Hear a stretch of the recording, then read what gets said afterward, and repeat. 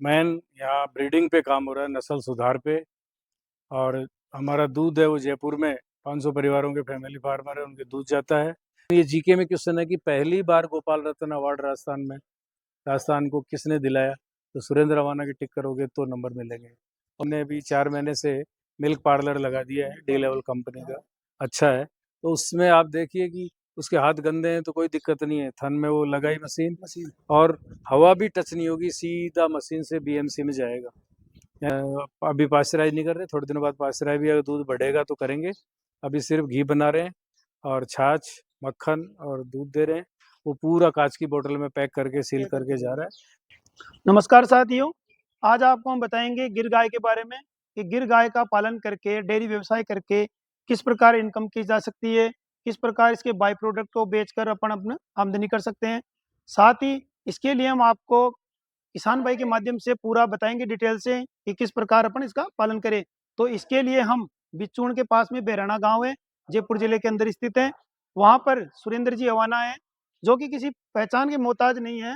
इनको राजस्थान ही नहीं पूरे भारत में इनकी पहचान है और इनको कई अवार्डों से सम्मानित किया जा चुका है, जिसमें नेशनल अवार्ड, राज्य स्तर के अवार्ड, जिला स्तर, पंचायत समिति, तमाम प्रकार के अवार्ड इनको मिल चुके हैं। ये गिर गाय के साथ साथ में कई प्रकार की एक्टिविटीज कर रहे हैं, मछली पालन भी कर रहे हैं, कई प्रकार की घासें उगा रहे हैं। तमाम एक्टिविटीज इस फार्म पर है और ये फार्म 55 एकड़ में फैला हुआ है। तो ऐसे किसान से आज आपका रूबरू करवाएंगे और इनका जो एक्सपीरियंस है, जो भी इनकी जानकारी है, वो तमाम आपको इस वीडियो के माध्यम से देंगे। तो बने रहिए इस वीडियो में और वीडियो पूरा देखें, क्योंकि वीडियो बहुत ही इंपॉर्टेंट है और बहुत ही इंफॉर्मेटिव रहने वाला है। तो सबसे पहले चलते हैं अपन किसान भाई के पास में। किसान भाई है, उनको आप अपना एक बार परिचय दें। राम राम किसान भाइयों, मेरा नाम सुरेंद्र रवाना है। 12 दिसंबर 16 को 2 गाय से इस रुद्र शिवम डेयरी की स्थापना की। उसके बाद वीकली 2-2 गाय खरीद के 60 गाय तक खरीदी और आज 370 के करीब छोटी बड़ी गायें हैं। और मेन यहाँ ब्रीडिंग पे काम हो रहा है, नस्ल सुधार पे। और हमारा दूध है वो जयपुर में 500 परिवारों के फैमिली फार्मर है, उनके दूध जाता है।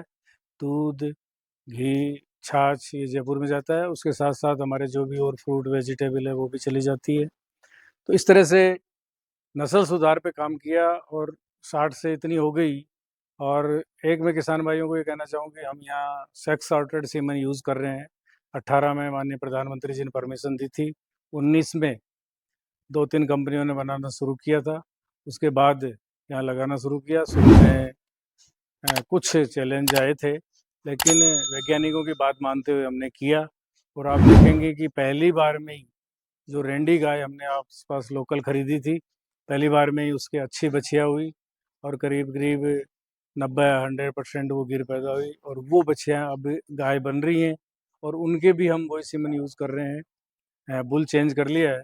तो उससे आप देखेंगे कि ये जो सेकंड जनरेशन है और थर्ड आ रही है, ये बिल्कुल 100% गिर है। और मेरा उम्मीद मानना है और हो भी रहा है ऐसा। कुछ गायों के कि जैसे एक हमारे काली गाय है, वो 14 लीटर दूध था और उसकी बछिया पहलून ब्याई थी करिश्मा, उसके करीब 16 लीटर, दूजूण के 18। और ये तीसरी बार अभी 1 महीने की है और 18 लीटर पे पहुंच गई है।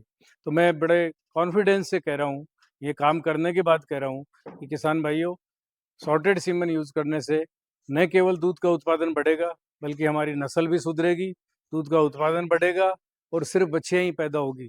तो 2 गुना नहीं, हमारी 8 गुना तक इनकम होगी। कैसे होगी? कि एक तो नस्ल सुधरेगी, आपकी गाय 50-60 हज़ार में बिकती है 10 लीटर वाली, और हमारी जो नस्ल सुधरने के बाद है वो 10 लीटर वाली लाख प्लस जाएगी। दूसरा, दूध का उत्पादन बढ़ेगा, माँ से 2 लीटर से 4 लीटर दूध बढ़ेगा, उससे भी इनकम बढ़ेगी। और तीसरा, जैसे आपके 10 गाय ब्याती हैं, 5 बछड़े 5 बछड़ी, हमारे 10 की 10 बछड़ियाँ लाएंगी। तो 2.5 साल बाद गाय बना के हम सेल करेंगे, तो आपसे आप 5 गाय बेचेंगे, हम 10 गाय बेचेंगे। इस तरह से 3 गुना, 3 तरह से अलग अलग किसानों को लाभ होगा इस सॉर्टेड सीमन से। तो मेरा सबसे निवेदन है कि इसको अधिक से अधिक करिए। सरकार में भी हम प्रयास कर रहे हैं, सरकार भी इसको बहुत जल्दी किसानों को देने वाली है। पिछले बार भी ले लिया था बजट में, लेकिन किसी कारण से नहीं मिल पाया। मुझे उम्मीद है कि अब जल्दी मिलने वाला हमारे को 200-250 रुपये में। तो इसके 3 गुना फायदे होंगे और उसी से ये देसी गाय बचेगी। ये हमारे जैसे अभी परसों महाराष्ट्र ने इसको राज्य गोमाता का दर्जा दिया है, राष्ट्र गोमाता, महाराष्ट्र स्टेट की राष्ट्र गोमाता राज्य सरकार ने दिया है। और बहुत से किसान और जो गोपालक हैं या गो सेवक हैं, वो भारत सरकार से मांग कर रहे हैं कि इसको राष्ट्रीय माता का दर्जा दो। मेरा ये मानना है, मैं उनके साथ हूँ, राष्ट्र माता का दर्जा देना चाहिए, लेकिन गाय बचेगी कब? जब वो हर गाय 15 लीटर दूध देगी, तब ये गाय वास्तव में देसी गाय बचेगी। और जो ऑर्गेनिक खेती कर रहे हैं, वो ऑर्गेनिक खेती को भी बढ़ावा मिलेगा, क्योंकि देसी गाय के बिना ऑर्गेनिक खेती भी संभव नहीं है। तो ये गाय 15 लीटर देगी, तो मेरा ये मानना है कि कोई भी किसान इसको या पशुपालक है रोड पे नहीं छोड़ेगा। जब गाय 2 लीटर दूध देती है, 4 महीने दूध देती है, हीट में नहीं आती, रिपीट होती है, शरीर भार आता है, ये सब कारण होते हैं कि वो उनको रोड पे छोड़ता है। और बछड़े ज़्यादा पैदा हो रहे हैं उनको छोड़ता है, किसानों के खेतों में नुकसान करते हैं, रोड पे एक्सीडेंट होता है। मेरा ये मानना है कि सॉर्टेड सीमन से इन सब से निजात मिलेगी। और ये जो देसी गाय हमारी जो माता है, वो भी ये करेंगे तो बचेगी। एक सरकार को ये और फायदा होगा इससे कि अभी हमारे स्टेट के अंदर राजस्थान में हर तहसील में एक नंदीशाला खुल रही है। हमारे मौजमाबाद तहसील की यहाँ नंदीशाला खुल गई, दादूपालका के अंदर 1.5 करोड़ रुपए शेड ऐसा बनाने के लिए सरकार ने मिल गए, उनको पैसे भी मिल गए, शेड भी बन गया। मेरा ये मानना है कि 1.5 करोड़ का अगर हमारे दो जिले नहीं 5-7 तहसीलों के अंदर सब्सिडी में किसानों को सीमन दे दो, तो ये नंदीशाला ही नहीं खोलनी पड़ेगी। तो सरकार को उधर फायदा है, किसानों को ये, किसानों की इनकम 8 गुना होगी, और ये नंदियों से और आवारा पशु जिसको हम बोलते हैं उससे निजात मिल जाएगी। इस तरह से पुनः मेरा किसान भाइयों निवेदन है कि आप सॉर्टेड सीमन को यूज़ करिए, बहुत जल्दी किसान देने वाले हैं। अभी थोड़ा महंगा है, 1050 का मैं लेता हूँ और एक दूसरी कंपनी का 1200 का। तो किसान ये सोचता है कि 2-3 बार रिपीट हो गई तो उतने की तो हम बछिया ही ले आएंगे, लेकिन अब सरकार जल्दी सब्सिडी पे देने वाली है। और एक मेरा ये और कहना है, मेरे यहाँ के काम करने से, अनुभव से कह रहा हूँ, मैं आर्ट्स का स्टूडेंट हूँ, वेटनरी और एग्रीकल्चर नहीं पढ़ी, लेकिन काम काम को सिखाता है। तो इससे मैंने अभी तक ये सीखा है कि ये सॉर्टेड सीमन है, बहुत टेस्टेड है हर तरह से। तो इससे ये प्रॉब्लम भी बहुत ना के बराबर हो जाएंगी, हीट में कम आना, रिपीट होना, शरीर भार आना, मैस्टाइटिस होना, और कोई तीसरी चौथी जो थोड़ी थोड़ी हमें कुपोषण की बीमारी होती है, इन बुलों के टेस्टेड सीमन से ये बीमारियां भी 50% से ज़्यादा है वो समाप्त हो जाएंगी। और सर मैं जानना चाहता हूँ कि जैसे आपने ये सेटअप किया, बता रहे थे कि 2 गाय आपके पास में थी शुरू में, बढ़ते-बढ़ते आपके पास में इतनी गायें हो गई। आप इस प्रकार ये पशुपालन कर रहे हो, तो जो नया कोई किसान भाई है, वो भी ये सोचता है कि मैं भी गिर गाय पाल लूँ और दूध उत्पादन कर लूँ, घी भी बेच लूँ और इनकम भी कर लूँ। आप बता रहे हो कि भाई 8 गुना तक भी वो अपनी इनकम को बढ़ा सकता है। तो किस प्रकार आप इनका पशुपालन कर रहे हो, कैसे देख-रेख कर रहे हो? वो किसान भाइयों को आप एक बार बताएँ, जिससे कि वो भी आपकी जो दिए गए मार्गदर्शन है, जो आपका अनुभव है, उसका फ़ायदा उठा सके और वो पशुपालन को बढ़ावा कर सके। बहुत बढ़िया पूछा आपने। देखिए, इस समय कृषि और पशुपालन के लिए सबसे अच्छा समय है। पशुपालन की अपन बात करें तो इसको उद्योग का दर्जा देना पड़ेगा। कोई युवा अगर इस समय डेयरी खोलना चाहता है तो उसको उसको उद्योग का दर्जा ना देना पड़ेगा, डेयरी उद्योग। जैसे एक उद्योगपति फैक्ट्री खोलता है तो वो मेंटली प्रिपेयर होता है कि मैं ज़मीन लूँगा, कन्वर्ट कराऊँगा, बिल्डिंग बनाऊँगा, मशीनरी लाऊँगा, बिजली कलेक्शन लूँगा, रॉ मटेरियल लूँगा, फिर उसका कोई विज्ञापन करेगा। ऐसे करते-करते 3 से 4 साल निकल जाती हैं। तो मेरा किसान भाइयों से है कि कोई युवा अगर डेयरी करता है 25 गाय, 50 गाय, 100 गाय से उद्योग का दर्जा दो। दूध, गोबर, गोमूत्र को अच्छी रेट में बेचकर जो पैसे आए वो आप इन अच्छी बछिया, अच्छे सीमन, इनका संतुलित आहार, सूखा चारा, हरा चारा और बेस्ट से बेस्ट बांट जो कैटल फीड कहते हैं ये दीजिए। और अच्छी बछिया तैयार करिए। और अच्छी बछिया मेरे यहाँ 2.5 साल के अंदर, यानी 18 से 20 महीने में तो वो बछिया 300 किलो वजन हो जाता है, प्रेग्नेंट हो जाती है, और 27 से 30 महीने के अंदर वो ब्याह जाती है। तो और ब्याने के बाद आप उस बछिया को सेल करिए, मैं कह रहा हूँ उसके 15 लीटर दूध होगा। गुजरात में आज 15 लीटर दूध वाली गाय 100% गिर है, ब्रीड वाइज अच्छी है, वो 2 लाख से कम में नहीं मिल रही है। किसान भाइयों, आज आप 50,000 60,000 में गाय बेच रहे हो, तो इसको उद्योग का दर्जा देके और सारा पैसा ब्रीडिंग में लगा के और नस्ल सुधार के फिर उसको सेल करिए। अब किसान कई ये भी कहते हैं और साहब बेचेला कट्ठे भी नहीं, मैं कह रहा हूँ ऑल इंडिया में देसी गाय का कोरोना के बाद इतना रुझान बढ़ा है, इतने मेरे पास लोगों के फ़ोन आते हैं, यहाँ आते हैं हमें गाय दे दो, बछिया दे दो, तो मार्केट आने वाले टाइम में और बढ़ेगा और जैविक खेती बढ़ेगी, वैसे देसी गायों का भी ये कारोबार खूब बढ़ेगा। इसलिए उद्योग का दर्जा देके और नस्ल सुधार के और फिर उसके बाद उनको सेल करके इनकम लीजिए। मैं कहता हूँ डेफिनेट 2 गुना नहीं 8 गुना तक इनकम होगी। और जैसा कि हम आपके शेड में देख रहे हैं कि अलग-अलग जो कंपार्टमेंट बना रखे हैं आपने। एक कंपार्टमेंट में छोटे बछड़े हैं, किसी में बड़े हैं, किसी में अलग-अलग सिस्टमैटिक कर रखे हैं, किसी में ब्याई हुई है। तो ये कंपार्टमेंट को अलग-अलग रखने का क्या उद्देश्य है? भाई जब उद्योग का दर्जा दे रहे हैं अपन इसको, तो उद्योग का दर्जा देंगे तो सब चीजें सेपरेट अलग अलग होनी चाहिए ना। सारा रिकॉर्ड है, कंप्यूटराइज है, मैनुअल है, ये दूध वाली है, ये 2 महीने तक है, उसके बाद ये प्रेग्नेंट होंगी, फिर ये इतनी बाखड़ी होंगी, ये इनके बच्चे हैं, ये 2 महीने के हैं, 4 महीने के, काफ स्टार्टर दे रहे हैं, काफ ग्रोवर दे रहे हैं। तो ये तो सारा उद्योग का दर्जा देंगे तो प्लानिंग करनी पड़ेगी। किसान की तरह अगर मिक्स रखोगे तो पता ही नहीं रहेगा कौन से बुल से क्रॉस हुई है, किसकी माँ कौन है, किसका बाप कौन है। तो ये तो सारा जैसे रिकॉर्ड सारा रखना पड़ेगा।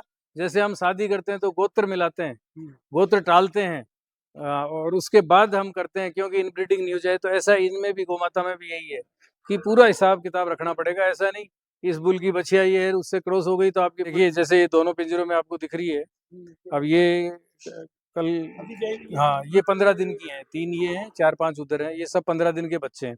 15 दिन तो पिंजरे में इसलिए रखते हैं कि ये वुडन का है सारा, तो इनका सूसू वगैरह नीचे चला जाएगा और ये बाहर छोड़ेंगे तो मिट्टी खाएंगे, जैसे हमारे छोटे बच्चे मिट्टी खाते हैं, तो इनको तो इसके अंदर रखते हैं। और बाकी ये है काफ स्टार्टर, काफ ग्रोवर, थोड़ा थोड़ा सूखा हरा चारा खाने लग गए।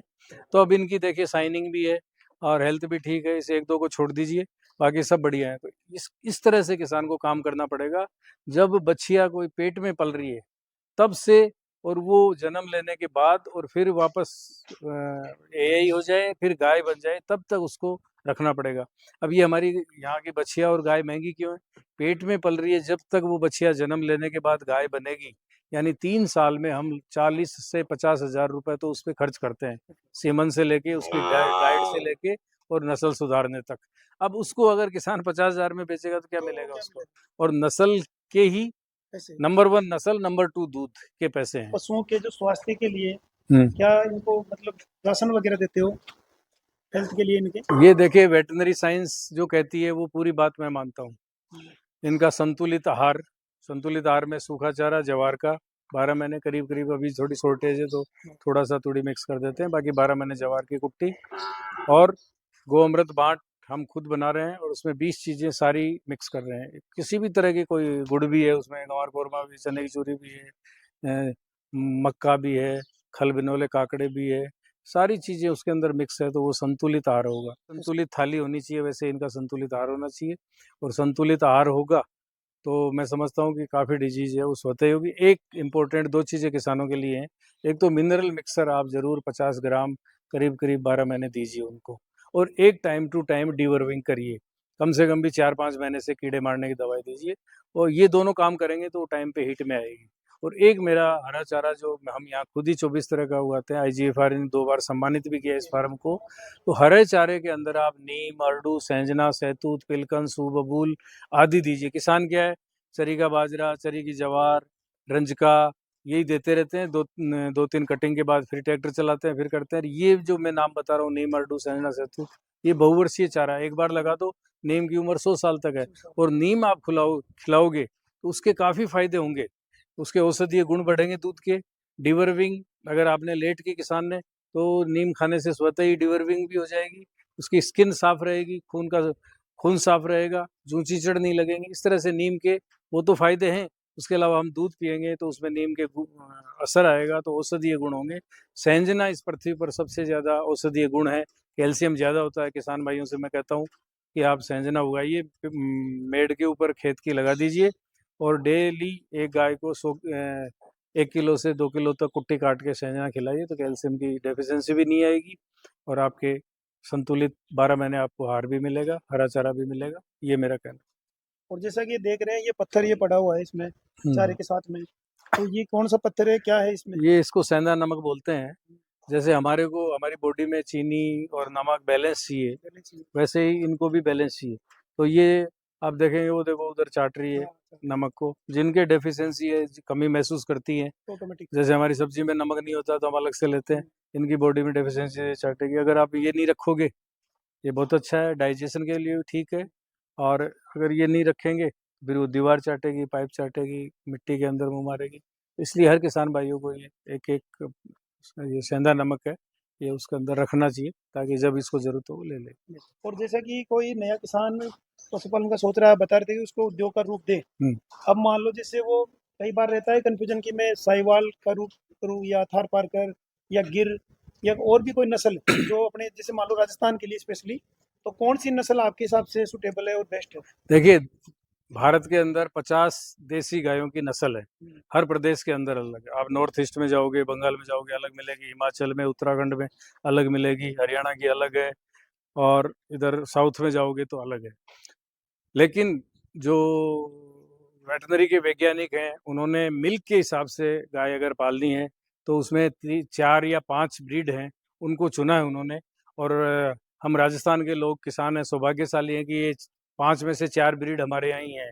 जैसे हमारी मूल रूप से थार पारकर है, फिर गिर है, साहिवाल है, राठी है, और कांकरेज थोड़ा मिल्क कम देती है लेकिन हमारे यहाँ गुजरात में खूब है, और एक रेड सिंधी है, कुछ हरियाणवी भी दूध में कुछ ठीक है। तो इस तरह से ये 5 से 7 वैरायटी है, जो जिनमें से 4 राजस्थान में बहुत तादाद में पाई जाती है। तो मेरा किसानों से ये कहना है कि ये चारों ठीक है, साहिवाल ठीक है, थार पारकर ठीक है, राठी ठीक है, गिर ठीक है। मैंने गिर को इसलिए चुना कि एक तो ब्राजील के वैज्ञानिकों ने इसको चुना, तो इसमें ब्रीडिंग की, नस्ल सुधार की थोड़ी सी गुंजाइश उनको ज़्यादा लगी, मैंने भी ऐसा महसूस किया। नंबर 2, इसकी मार्केटिंग बहुत अच्छी हो चुकी है। और नंबर 3, ये दिखने में थोड़ा सा जैसे काबरा कलर है, या ब्लैक एंड वाइट है, रेड और वाइट है, ये कुछ लोगों को पसंद भी आती है। और सबसे बड़ी बात, इसलिए सुंदर भी लगती है। और सबसे बड़ी बात है कि शांत स्वभाव की ये सब ब्रीडों के अंदर मैंने ऐसा पाया। अब इसके इतने बाड़े हैं, आप अनजान हो, किसी में भी चले जाओ, कोई भी सींग नहीं हिलाएगी, हल्की सी एग्रेसिव वैसे होगी, कान खड़े होंगे कि नया आदमी आया, बाकी आपको मारने नहीं दौड़ेगी। जबकि दूसरी ब्रीड में 5-10% ऐसी है जो मारने को दौड़ती है। और एक सबसे ज़्यादा फायदा जो मैंने देखा कि मैं अगर इसको दूसरी ब्रीड चुनता, मान लो थार पारकर चुनता, तो मुझे जोधपुर के पार उधर से लाना पड़ता, वहाँ से 10,000 गाड़ी का लगता किराया। साहिवाल लाता तो मैं उधर गंगानगर बीकानेर से लाता तो गाड़ी का 12,000। ये लोकल में 2,000 में किराए के अंदर 2 मेरे गाय आ गई, आसपास से खरीद लिया। तो ये सबसे बड़ा फायदा है। इसलिए मेरा किसान भाइयों से है कि आपके पास इन 4-5 ब्रीड में से जो आपके एरिया के अंदर है, आप उसी को चुनिए। और सबकी सब अच्छी है देसी गौ माता, किसी की कोई अच्छी बुरी नहीं है, बस दूध के हिसाब से आपको थोड़ा देखना पड़ेगा। नस्ल तो सब देसी है, गोबर गोमूत्र सबका बिल्कुल ऑर्गेनिक खेती के लिए सबसे बढ़िया है। तो जैसे मान लो आपसे कोई यहाँ से खरीदना चाहे कोई बछड़ी या गाय, तो कैसे क्या रहेगा उनका? मेरे से ले सकता है, आप 10-11 महीने की बछड़ी भी कोई किसान ले सकता है। प्रेग्नेंट भी अभी स्टार्ट कर दिया है, प्रेग्नेंट गाय जो 2 महीने बाद भी आएगी वो भी ले सकता है। दूध वाली अभी स्टार्ट नहीं किया है, इसको 6 महीने बाद, क्योंकि अभी 26 तो दिसंबर में ही ब्याएंगी, उसके बाद इसको शुरू करेंगे। लेकिन मेरा किसान भाइयों से ये कहना है कि अगर मेरे यहाँ से लोगे तो कीमत डबल लगेगी, क्योंकि मैंने वो हाँ, नस्ल सुधार पे मैंने 40-50 हज़ार रुपये तो पहले ही खर्च कर दिए। तो लेकिन आप किसान से 2-4 गाय लाओगे, वो थोड़ी-थोड़ी उनमें कुछ न कुछ प्रॉब्लम आएगी। मेरे यहाँ से लोगे 90% कोई प्रॉब्लम, हाँ, प्योर मिलेगी, ब्रीड वाइज भी। और ये जैसे छोटी बच्चियाँ कोई 10 महीने की लेता है तो मैं गारंटी से कहता हूँ उसके पहलूण के 16 और 18 लीटर दूध होगा, और कुछ के 20 प्लस हो जाए तो कोई बड़ी बात नहीं, कोई बड़ी बात नहीं है। और ऐसा हो रहा है और होगा भी, ये इनको फायदा होगा। लेकिन कॉस्ट थोड़ी सी जो हमारे आस पास में जो है उससे जस्ट डबल कीमत में मिलेगी। लेकिन ये ऐसे ही है, हर तरह का, जैसे ब्रांडेड आपकी शर्ट है, टी शर्ट है, 100 रुपये से लेके 1,000 रुपये तक की आती है, तो उसमें अच्छा क्वालिटी है तो उसके पैसे हैं। तो हम यहाँ पहले ही उस पर खर्च कर चुके, इसलिए। और यहाँ रेट फिक्स है, कोई बोली लगा के, देसी गौ माता की यहाँ बोली नहीं लगा जाती, हमने फिक्स कर रखा है। ये 1,21,000 की है, ये 31 की है, बछिया है तो 71 की है, 60 की है, जो भी है वो फिक्स कर रखा है, बोली वाला काम नहीं है। और जो हमारा फिक्स हमें प्रॉफिट लेना है वो लेंगे, और जितना उस पर खर्च कर दिया वो अलग से। और जैसे कि आप जो बाई प्रोडक्ट होता है, जैसे आप दूध, छाछ और घी, ये तीनों आप बता रहे हो कि आप जयपुर में सेल फैमिली करते फार्मर के रूप में देते हैं। देते हो उनको। तो ये क्या कंसेप्ट है, जैसे और भी कोई किसान भाई ये कंसेप्ट अपनाना चाहिए या करना चाहिए? देखिए, आप शुरू में जाएँगे तो चैलेंज तो आएँगे। मेरे यहाँ नहीं लिखा हुआ है कि मेरा दूध गिर गाय का है और पूरा ऑर्गेनिक चारा खिला रहा हूँ, टेस्टेड है, काँच की बोतल में है, जैसे मशीनों से निकल रहा है, हाँ, पैकिंग यानी हवा भी नहीं लग रही है, बैक्टीरिया भी उसके टच नहीं है। तो ये यहाँ मेरे नहीं लिखा हुआ, जयपुर में जाके बताऊँगा तो वो कोई विश्वास नहीं विश्वास करेगा। नहीं। किसान को शुरू में छोटे रूप में काम करके, उनको जयपुर में 1-2 परिवार जो मिलने वाले हैं, उनको देना पड़ेगा। देने के बाद कुछ और परिवार जुड़े, उनको फार्म पे लाके विज़िट करवाइए, उनको दिखाइए कि ये तो हमारी गाय है, इस तरह से हम साफ-सफाई रख रहे हैं, इस तरह से आपको काँच की बोतल में देंगे और इस तरह का हरा चारा जो ऑर्गेनिक हम यहीं पैदा करके यहीं खिला रहे हैं। ये विश्वास दिलाओगे तो आप और ज दोनों प्रोडक्ट में अंतर क्या हाँ, है? जैसे मैं तो मार्केट में क्या ₹90 बेच रहा हूँ, लोग 120, 130 रुपए तक ₹30 दूध बेच रहे हैं और बिक रहा है उनका। दिख रहा है? ऐसे लेबर अपने हाथ गंदे रखती थी, नाखून बड़े हुए, ये प्रॉब्लम भी आती थी। अब उसके बाद हमने अभी 4 महीने से मिल्क पार्लर लगा दिया है, डी लेवल कंपनी का, हाँ, अच्छा है। तो उसमें आप देखिए कि उसके हाथ गंदे हैं तो कोई दिक्कत नहीं है, थन में वो लगाई मशीन मशीन। और हवा भी टच नहीं होगी, सीधा मशीन से बीएमसी में जाएगा। यानी उसके गंदगी हाथ गंदे हैं, पाइप बाहर से गंदा है, हवा में कि बैक्टीरिया है, वो कोई टच नहीं होंगे, सीधा बीएमसी में जाएगा और उसके बाद हम उसको अभी पाश्चराइज़ नहीं कर रहे, थोड़े दिनों बाद पाश्चराइज़ भी अगर दूध बढ़ेगा तो करेंगे। अभी सिर्फ़ घी बना रहे हैं और छाछ, मक्खन और दूध दे रहे हैं। वो पूरा काँच की बोतल में पैक करके, सील क्या करके करके जा देंगे? रहा है। तो इस तरह से किसान भाई करेंगे, तो कोई भी उद्योगपति फैक्ट्री खोलता है तो शुरू में उसका माल बिकता थोड़ी है। बिल्कुल। फिर वो कोई विज्ञापन करता है, कोई सलमान खान, हेमा मालिनी, वो फिर प्रचार-प्रसार होता हाँ, है, मार्केटिंग उसके करता है। बाद मार्केटिंग मार्केटिंग करती करता है। है। तो आपको भी देखिए नया उद्योग शुरू कर रहे हो तो थोड़ा-सा कुछ ना कुछ चैलेंज करना है, पड़ेगा। करना पड़ेगा आपको मार्केटिंग और उसके बाद आज हमारे यहाँ कोई दिक्कत नहीं है, डेली डिमांड आती है, हमें दूध दे दीजिए, इस एरिया में दिए। पिछली तो गर्मियों का सर्दियों का मैं बताऊँ कि डेली 2 लीटर घी बनता था और डिमांड थी 7-8 लीटर की, क्योंकि सर्दियों में घी ज़्यादा यूज़ करते हैं ना, तो मेरे मिलने वाले तक नाराज़ हो गए थे। इस बार क्योंकि अब गायों के ब्यात बढ़ गया है और मैं जैसे बता रहा था 26 ब्याएँगे दिसंबर में, तो हमारे ये लिए जो भी 20 लीटर घी माँगेगा 20 दे देंगे, 10 वाले को 10 दे देंगे, 2 वाले को 2 दे देंगे, तो अब कोई प्रॉब्लम नहीं आएगी। बस थोड़ा-सा आपको सफाई का ध्यान रखना है, हाइजीनिक रखना है, ऑर्गेनिक रखना है और बाकी तो ये घी नहीं है, दूध नहीं है, ये अमृत है। बाय प्रोडक्ट के बारे में बताया आपने, दही के बारे में बताया, घी के बारे में, छाछ का, दूध का मार्केटिंग वो करके अपना दूध बेच सकता है। इसके अलावा भी जैसे उनका गोमूत्र होता है, गोबर होता है, उनका कैसे किस प्रकार वो यूज़ करे किसान भाई? देखिए, मैं तो गोबर में कई चीज़ें बना के और ऑर्गेनिक फर्टिलाइज़र बना रहा हूँ और आप देखिए हमारी बंजर भूमि है, इसमें 12 महीने ये हरी-भरी रहती है। कोई किसान भाई 2, 4, 10 गाय से शुरू करता है, तो वो वर्मी कंपोस्ट बना सकता है। एक छोटे से यूनिट है, उसको लगा लो और गोमूत्र कलेक्ट करके उसका कीटनाशक फंगिसाइड बना के और वो दोनों चीज़ बेच सकता है। तो उसको वैसे गोबर गोमूत्र खेत में यूज़ होने के बाद बचता है, उसको बेचोगे तो आपकी एक एक्स्ट्रा इनकम हो जाएगी। तो उससे दूध, गोबर, गोमूत्र से एक्स्ट्रा इनकम करके और डेयरी में नहीं देके आप डायरेक्ट मार्केटिंग करोगे, तो उससे फ़ायदा लोगे। तो वो जो पैसा और बचेगा, वो आप ब्रीडिंग में और ज़्यादा लगा दीजिए। संतुलित आहार बेस्ट से बेस्ट दीजिए और सीमन बेस्ट से बेस्ट लगाइए, ऊल रखना है तो बेस्ट से बेस्ट रखिए। तो इस तरह से तीनों से और इनकम लेके किसान भाई कर सकता है और वो उसमें लगा के और नस्ल सुधार पे कार्य करके और अपनी इनकम बढ़ा सकता है। और मैं समझता हूँ कि 3-4 साल के बाद के अगर 25 बछड़ियाँ होती हैं, आधी सेल करता है, आधी और संख्या बढ़ा रहा है, तो वो रोज़गार की कहीं माँगने की ज़रूरत नहीं है, वो रोज़गार देने वाला भी बनेगा। और एक जैसा आप अवार्ड के बारे में पूछ रहे थे कि गोपाल रत्न अवार्ड भारत सरकार देती है और 21 में इस फार्म को नस्ल सुधार पे गोपाल रत्न अवार्ड मिला है, 5 लाख रुपए पुरस्कार और स्मृति चिन्ह। तीनों केंद्रीय मंत्री हैं, एक कैबिनेट और 2 राज्य मंत्री और कैबिनेट सेक्रेटरी ने ये दिया। राजस्थान को ये गोपाल रत्न अवार्ड 21 में पहली बार मिला, 22-23 में मिला नहीं, 24 में अब कुछ किसान भाइयों ने अप्लाई किया, हो सकता है मिल जाए। लेकिन ये जीके में क्वेश्चन है कि पहली बार गोपाल रत्न अवार्ड राजस्थान को किसने दिलाया? तो सुरेंद्र रवाना की टिक करोगे तो नंबर मिलेंगे। और रहा सरकारी योजनाओं का, अगर आप ब्रीडिंग पे, नस्ल सुधार पे काम करोगे, तो भारत सरकार की बहुत अच्छी योजना है, राजस्थान सरकार भी अभी बना रही है। तो इसके ऊपर भी सरकारी योजनाओं का भी आप कुछ काम करके दिखाओगे, तो आपको योजनाएं आपके पीछे पीछे आएंगी। बहुत सारी योजनाएं हैं, 2-3 हैं अभी। इस तरह से आप एक बार शुरुआत करके सरकारी योजनाओं का भी लाभ उठाइए। तो अब तक कितने अवार्ड आपको मिल चुके हैं? जैसे राष्ट्रीय लेवल पे, नेशनल लेवल पे मान लो, राज्य स्तर पे मान लो, पंचायत समिति, जिला स्तर, टोटल मिला के कितने कैसे अवार्ड मिले? देखिए, पंचायत समिति स्तर पे तो सीधा मैं तो स्टेट में जाता हूँ और स्टेट से फिर नेशनल हो जाता हूँ। तो एक अवार्ड सिर्फ डिस्ट्रिक्ट लेवल का मिला है, वो भी मैं तो था तो फर्स्ट ही, अच्छा। लेकिन कहा कि आपको तो गोपाल रत्न अवार्ड मिला हुआ है इसलिए आपको डिस्ट्रिक्ट में रखते हैं। बाकी डिस्ट्रिक्ट का सिंगल मिला है। बाकी स्टेट के अपने यहाँ 4 अवार्ड हैं। एक बेस्ट पशुपालक का होता है, एक ऑर्गेनिक खेती का होता है, और एक आत्मा योजना का आईएफएस मॉडल की खेती का होता है, और एक हमारी यूनिवर्सिटी और ये संस्थाएं गवर्नर साहब से दिलाते हैं जो आईएफएस मॉडल की इंटीग्रेटेड खेती होती है। क्योंकि हमारे यहाँ इस फार्म पे पिगरी के अलावा सारे एनिमल हैं।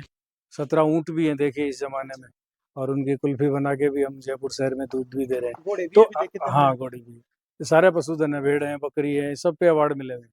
तो अवार्ड क्या मिलते हैं? गेहूँ जो चना सरसों करने पे अवार्ड नहीं मिलते। अवार्ड आप नवाचार हटके क्या कर रहे हो और दूसरे किसानों को उसके बाद क्या दे रहे हो।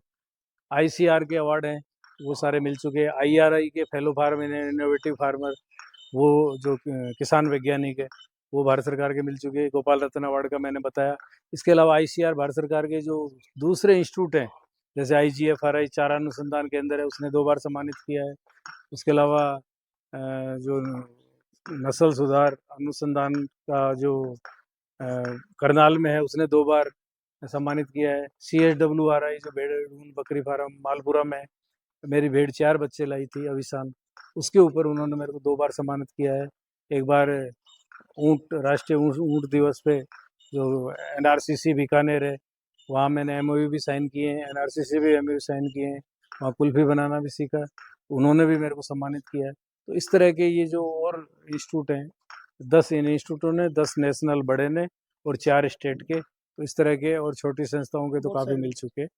तो ये सब है नवाचार के लिए कि आप हटके नया क्या कर रहे हो।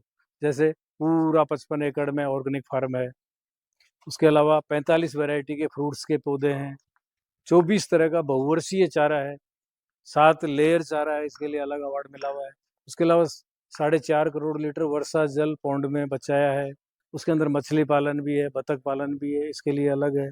तो इस तरह के जो भी यहाँ अलग हटके काम किया है, उन सब के ऊपर कुछ न कुछ नया अवार्ड मिला है। और नस्ल सुधार पे सबकी नस्ल सुधार, भेड़ हो, बकरी हो, ऊँट हो, गाय हो, जितने भी पशुधन है, उन सब की नस्ल सुधार पे काम हो रहा है। इसके लिए सबके लिए अलग अवार्ड है। तो किसान भाइयों, थोड़ा सा आप डट जाइए, उद्योगपति बन जाइए, डट के काम करोगे तो मैं समझता हूँ कि सरकार आपके पीछे पीछे रहेगी, सब योजनाएं आपके पीछे रहेगी। बस थोड़ा सा डटना पड़ेगा, क्योंकि हमारा माइंड सेट है कि कृषि और पशुपालन है वो घाटे का सौदा है। आज कोई भी किसान अपने बच्चों को, अपने पोतों को किसान नहीं बनाना चाह रहा, इतना मोह भंग हो गया। मेरे यहाँ जो उत्पाद पैदा हो रहा है, मैं डायरेक्ट नहीं देता, चाहे दूध हो, फल हो, सब्जी हो, अनाज हो या औषधि हो, उसकी प्रोसेसिंग करके, प्रसंस्करण करके जो सरकार हमें 50% सब्सिडी देती है। आप किसी भी प्रोसेसिंग यूनिट को लगाइए, 1 लाख की मशीन है, 50,000 सब्सिडी है। तो इस तरह से किसान भाई, लेकिन किसान क्या है, पुराने तरीके से चल रहा है, फैक्ट्री का नाम आते ही डरता है। अब हमारे बच्चों की शादियां ही नहीं हो रही है। अगर वही फैक्ट्री खेत में खोलेगा तो उन बच्चों की शादियां भी हो जाएंगी, ये और प्लस फायदा होगा। तो उद्योगपति बनेंगे तभी किसानों को लाभ होगा। और फार्मर के रूप में दूध जा रहा है, घी जा रहा है, छाछ जा रही है, तो कितनी रेट मिल रही है आपको इसमें? जैसे मैंने बताया ना, दूध में 90 रुपये, हाँ। घी 2,000 रुपये लीटर है, छाछ 20 रुपये लीटर है।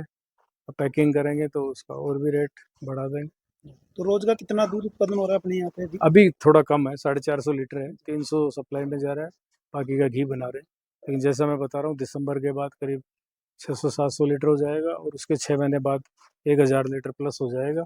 तो हम मैक्सिमम घी बनाएंगे, और घी का तो आप इंडिया में नहीं, आप विदेशों में भेज सकते हो। बहुत से किसान भाई हैं गुजरात के, यहाँ के, तो एक्सपोर्ट कर रहे हैं। तो आप कोरोना के बाद देखिए, हमारे मसाले, हमारी औषधियाँ, हमारे घी, इनकी विदेशों में डिमांड बढ़ी है। तो क्यों कि इम्यूनिटी के लिए और उसके लिए बेस्ट है, तो इसलिए विदेशी भी, और जो हमारे इंडियन यूरोप अमेरिका रह रहे हैं, वो अब वहाँ इन चीज़ों को और ज़्यादा अपनाने लग गए। तो मेरा ये कहना है कि मार्केट पूरा वर्ल्ड खुला हुआ है, थोड़ा-सा आपको चेंज करके काम करने वाला चाहिए। करना। और जैसा कि अभी हमने आपका ये ऑफिस भी देखा था अभी, उस पे जो लिपाई कर रखी थी आपने गोबर की कर रखी है। तो क्या कंसेप्ट है इसका, मतलब गोबर का करने से कोई फ़ायदा है उसके अंदर? तो देखिए, फ़ायदा तो बहुत है। हम आज से 50-60 साल पहले चले जाओ, इसी तरह के घर थे। सस्ते भी पड़ते हैं, एनवायरनमेंट के लिए इको फ्रेंडली हैं और हमारे हेल्थ के लिए बहुत बढ़िया है। ये पूरा जयपुर ले लो या मेट्रो सिटी ले लो, कंक्रीट के जंगल बन गए पर्यावरण के लिए। आज हमने कोरोना में देखा कितना नुकसान है। तो इसमें आगे फ्यूचर की जो मेरी योजना है, उसमें एग्री टूरिज्म पे, कृषि पर्यटन पे काम कर रहा हूँ। तो कृषि पर्यटन में फिर अगर आरसीसी और एसी होगी तो ये तो 5 स्टार होटलें बहुत हैं। आज जो भी अपने बच्चों के साथ आना चाह रहा है, 2-3 दिन यहाँ रुकना चाह रहा है, वो ऑर्गेनिक पूरी थाली खाना चाह रहा है, पशुपालन कृषि को नज़दीक से देखना चाह रहा है और इस तरह के ट्रेडिशनल जो हमारे अब यहाँ ऊँट हैं, कृषि पर्यटन के लिए घोड़ी हैं, झूले हैं, नाव है और उस तरह के मकान हैं, बतख हैं। तो और छोटे-छोटे 4-5 जगह जंगल बना रखे हैं, वो लाइक करते हैं, पानी के पौंड हैं। कृषि पर्यटन भी होगा, गुरुकुल भी होगा और सब जो भी प्रसंस्करण अभी नहीं हो रहा है किसी चीज़ का, वो सारा प्रसंस्करण होगा। ये आने वाले 2 साल की मेरी योजनाएँ हैं, तो उसके ऊपर अभी काम शुरू करेंगे। जैसा कि किसान साथियों, सर के द्वारा बताया गया कि किस प्रकार अपन गिर गाय का पालन करके इनकम कर सकते हैं, साथ में प्लांटेशन भी कर सकते हैं कोई भी फ्रूट प्लांट का, और कुछ हट के अपन को काम करना पड़ेगा, तभी जाके अपन को सफलता मिलेगी और साथ ही अपन को इनकम मिलेगी। तो तमाम जानकारी सर के द्वारा दी गई है। तो जो भी आपको किसान भाइयों को वीडियो अच्छा लगा है, तो अधिक से अधिक किसान भाइयों तक शेयर करें। मिलते हैं फिर एक ऐसी नई वीडियो में, तब तक के लिए जय जवान जय किसान।